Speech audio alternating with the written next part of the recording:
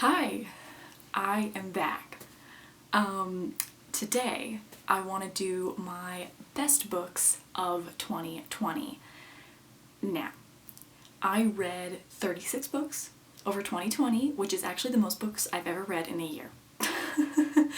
So I'm pretty proud of that, considering that I feel like I had a bad reading year in that a lot of the books I read I wasn't having a good time with, which is too bad. Oh my god, I switched into the sweater because I was like, it's more festive, it's more holiday, and then now I'm like really hot, so mistakes have been made, but that's okay.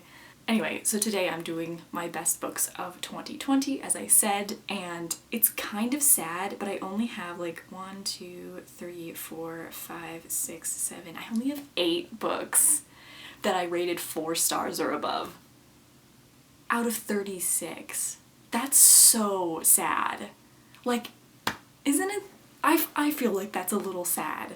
I've had way better reading years where like I've enjoyed way more books, but these are the only books where I was like, yeah, I like some of the books I enjoyed, but they weren't great books, if that makes sense. Like, I read a lot of Mindy Kaling's books and I love her and she's amazing, but her, like, the book itself is not like great. So, you know, and like I read Chain of Gold by Cassandra Clare, which I gave 3 stars. You know what I mean? Like, just not great. Like, I enjoyed myself, but that's about it. So anyway, okay, let's get into it. I only have 8 books to talk about, which I'm sad about, but it's okay. I'm not gonna go in any particular order. And some of these books obviously I read like almost a year ago, so some of them I don't have, like, I might not have a ton to say about because I don't remember them as well. I feel like you probably should remember them if you gave them a high rating, but you know, I've got a lot going on. Anyway, let's get going. The first book I have on my list is In the Dream House by Carmen Machado.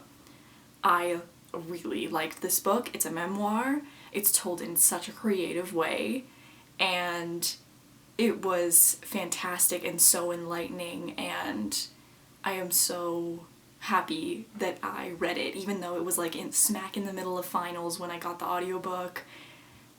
I'm so glad that I read it. I listened to the audiobook, which was lovely, narrated by the author, and I really enjoyed, and it was like a nice quick read.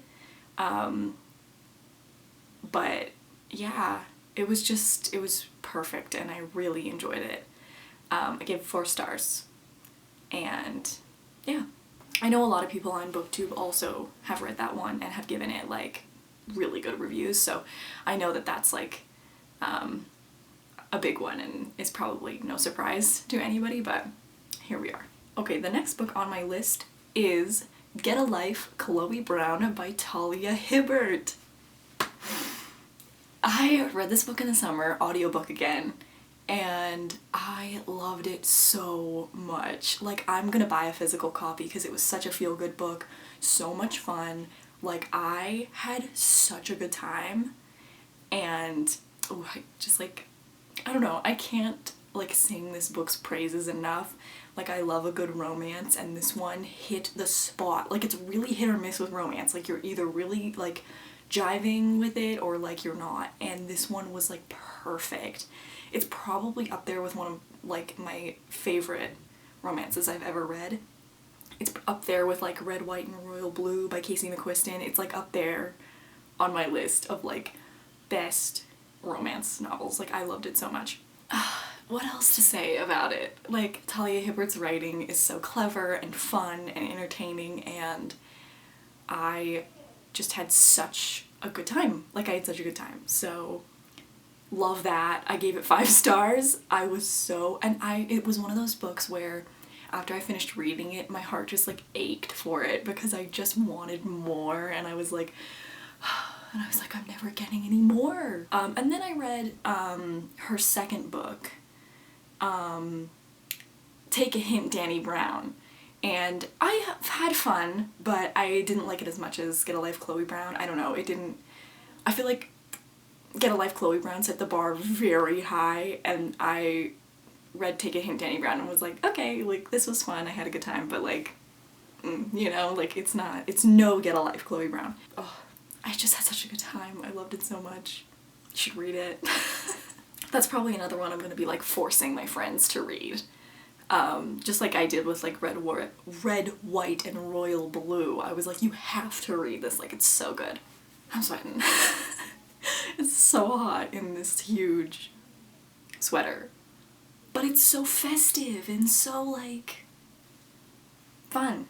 The next book on my list is A Mind Spread Out on the Ground by Alicia Elliot, or Alicia Elliot.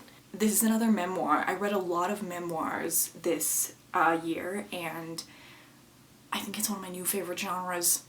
Like, I didn't think I was gonna be so into memoirs this year, and I think I have like 3 out of the 8 on my list are memoirs. So like, that's saying something. Like, I really enjoyed the memoirs this year. So that's exciting. But yeah, A Mind Spread Out on the Ground by Alicia Elliot was very good. It's about her life and her breaking into the writing community, among other things, and wow, this one was really good. Like, this one, like, some of the things she said in this book, like, still stick with me. I don't know. Memoirs really hit me. And I think they're meant to, like, I think that's the idea, but they really get me where it hurts, you know? So I really enjoyed this one. And it feels weird to rate memoirs because they're literally a slice of someone's life, so it feels weird to be like, this slice of life is worth 4 stars and this one's worth 5. By the way, I don't remember if I rated this one 5 or 4 stars, but it's really good and you should read it. And yeah, I would highly recommend, if you're looking for an Indigenous author to read. She was really great and I want to read more of her stuff. So my next best book of 2020 is, I feel like, kind of a controversial pick for some, and it is Daisy Jones and the Six by Taylor Jenkins Reid. Y'all. I really liked this book. This was my first Taylor Jenkins read. I know that everyone else read Seven Husbands of Evelyn and Hugo ages ago, and that shit's over, like, that fad is over. But I so enjoyed Daisy Jones and the Six. It was right up my alley. It was so my vibe, like, very Fleetwood Mac. I think maybe that was the intention, right? But like, oh my god, I loved it so much. I listened to the audiobook of this one. I feel like I wouldn't have I feel like it wouldn't have translated that well if it wasn't for the audiobook. Like, I feel like if I'd been reading this book physically, I don't know how it would have translated. I'm not gonna lie to you. But because I was listening to the audiobook with all the different voice actors, oh my god, it was so fun and so immersive. And it was another one of those books where it ended and I was like, oh, you know? So yeah, really good. I had such a fun time and you should read it. Oh yeah, I just really liked it. Exciting. I think, like, one thing I found this year is the books that I did like, I really liked. You know, I didn't, like a lot of books this year, but the books I did like, I really liked. Which is nice, you know? So, I guess that's something. Like, every book that I'm, like, mentioning here, like, left an impression, and I found myself, like, wanting more after it was done. And just being like, oh, I wish I could reread it for the first time again, you know? Oh. Next one. My next one, I actually talked about in my last video that I posted, but I read it months ago now. And it's The Poet X by Elizabeth Acevedo. And the whole video of that, like, last video I posted, could not remember her name, which was horrible of me. But I made sure to write it down this time so that I could get it right. And so I really liked this book. I read it a while ago. I can't really, like, I remember the poetry section, like when she gets up and, like, reads her slam poetry, like that, or her spoken word poetry, that really got me. Like, that's what kind of, like, stuck with me, and also the conversation around religion, also really stuck with me, and I think it's a really impactful book, and yeah, it was really good. Another book that you should totally read Yeah, The Poet X was just a really sweet read. And it's such a satisfying read. Like, when it was over, I was like, yes. That's it. Like, it was just really nice. Anyway, next book. My next book is another memoir. Who'da thunk it? And it is I'm Afraid of Men by Vivek Shraya. I hope I pronounced her name correctly. This book is a memoir, as I said, and I read this early in the year. Like, it was probably my third or fourth book read, and it was before the pandemic hit where I live, actually, and so I was reading it at school, and in between classes, and just listening to it and like eating my lunch and taking it all in, and it was so good. I don't know, I really like memoirs. I really like hearing other people's experiences and how they've gotten through things that they struggled with, and I just love it. And this one was no different. Like, this one was no exception. It was just lovely, and the writing was phenomenal, and it was a nice little short read.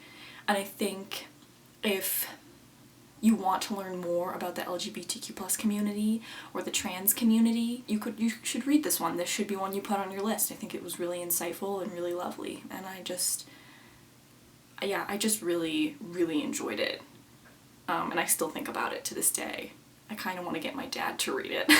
Yeah, this is another one I'm like trying to get other people to read because it's short and accessible and lovely. So, yeah. Love that one. The next one that I have on my list is One Punch Man, but specifically volumes 2 and 3. I am pretty sure I gave these both 4 stars, and I really like the One Punch Man manga. I just really like it. I think it's so funny, and the art is spectacular, and you can read them in a day. Volumes 2 and 3, I actually read both of them in a day, and they're just really good, and they're really fun. If you like superhero satire, you'll like love these. Yeah, I just really like them, and they're really fun, and I get judged sometimes for reading these. Like, I remember one time I was at a bookstore with one of my friends, and I went to the manga section, and she was like, "You don't read these, do you?" And God bless her soul, but she did say that, and I was like, yeah, I do. But they're really good, and they're great for like downtime reading. Like, I'm an English major, I'm reading like very intense highbrow literature all the time, so it's nice to read manga, and I had a really good time in the summer reading these, and I would love to read more in the future. So if anybody wants to send me volumes like 4 through whatever, I would love it. Please don't do that. But yeah, loved it. Last one. Guys, this sucks. I'm not ready to be done. But my last best book of 2020 was The Seven Husbands of Evelyn Hugo by Taylor Jenkins Reid. I read Daisy Jones and the Six first, which is her second book that got a lot of buzz on YouTube. And then I read Seven Husbands of Evelyn Hugo, and I didn't listen to the audiobook. I actually read the physical book. I don't have it with me, unfortunately, so all of these books are going to be in pictures, but anyway, I really, really liked this book. The characters were lovely. Evelyn is such a good protagonist. I really, like, it's so atmospheric too, and just a really, like, good read. I feel like it took me a little while to get into, like, but once you're in, like, you are in. And I really liked it, and the hype is all true, I think. Like, always go in managing your expectations, of course. So, read that one as well. Really great. All of these are really great books, in my opinion. Of course, always in my opinion, right? I am no book critic or anything, but I really liked these, and they made my 2020 in a lot of ways. So, that is all from me. If you haven't read these books, read them in the new year. Very good, top tier literature. And yeah, that is all from me. I have to take off this sweater. I'm dying. I am so hot. And yeah, that is that. Anyway, I will see you guys in the next one.